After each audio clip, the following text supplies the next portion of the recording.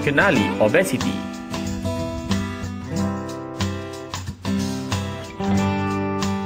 Apakah itu obesiti?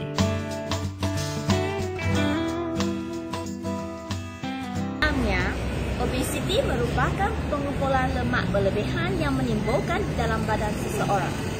Obesiti kini dianggap sebagai satu penyakit dan terjadi apabila tisu-tisu lemak menjadi keterlaluan.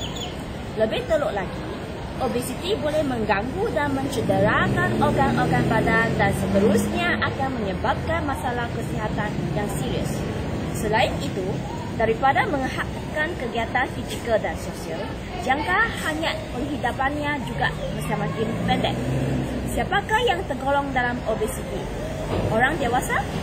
Remaja? Kanak-kanak? Obesiti tidak mengira bangsa, jantina maupun umur seseorang. Orang yang mengalami masalah obesiti tidak dapat menikmati kehidupan mereka kerana badan yang keterlaluan gemuk membataskan pergerakan. Apakah punca obesiti? Terdapat banyak sebab-sebab yang berkaitan dengan bermulanya obesiti seperti makan melebihi keperluan tubuh, kurang menggunakan tenaga, faktor keturunan dan metabolisme yang rendah. Makanan berlebihan atau tidak mengamalkan pemakanan yang sihat antara punca berat badan yang ideal. Kamu seharusnya menghindari makanan yang mempunyai kandungan lemak yang tinggi, bersantan dan berminyak.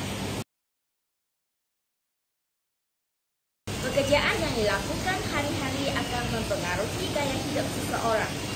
Kurang melakukan aktiviti fizikal akan menyebabkan proses pembakaran kalori terganggu. Umumnya, kandungan kalori yang berlebihan tidak diimbangi dengan aktiviti fizikal yang menyebabkan tubuh badan menjadi berisi dan gemuk. Faktor keturunan juga mempengaruhi rupa bentuk badan seseorang. Kegemukan boleh diturunkan dari generasi sebelumnya kepada generasi berikutnya di dalam sebuah keluarga. Itulah sebabnya kita sering menemui ibu bapa yang gemuk cenderung memiliki anak-anak yang gemuk juga. Dalam hal ini, nampaknya faktor genetik telah ikut campur dalam jumlah unsur sel tubuh badan.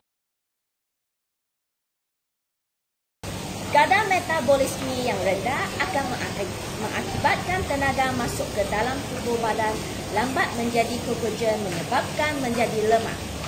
Mereka yang mengalami masalah obesiti mempunyai metabolisme yang rendah kerana mereka tidak bersenam atau mengamalkan diet yang seimbang. Ini sekaligus mendedahkan mereka untuk mengalami masalah obesiti yang serius. Cara mengatasi obesiti. Mengelakkan diri daripada obesiti adalah dengan mengamalkan pemakanan seimbang. Kita harus berat, lemak dan zat-zat pemakanan yang sesuai dengan peringkat umur. Oleh yang demikian, kita haruslah menjadikan piramid makanan sebagai panduan dalam pemilihan menu atau jenis-jenis makanan agar hidup lebih sihat. Selain itu, kita haruslah melakukan senaman secara teratur. Kita perlulah mendisiplinkan diri dan melakukan senaman sekurang-kurangnya 20 minit dalam 3 kali seminggu. Aktiviti senaman ini haruslah dijadikan rutin dalam kehidupan.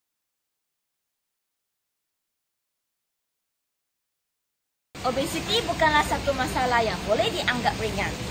Obesiti membawa kesusahan dan mengancam kesihatan kita. Memandangkan kesan akibat obesiti adalah bahaya, mereka yang terlibat perlu mengambil langkah-langkah yang sewajar untuk menjaga kesihatan tubuh badan mereka kerana kesihatan diri adalah tanggungjawab diri masing-masing. Mari kita bersama-sama melawan obesiti.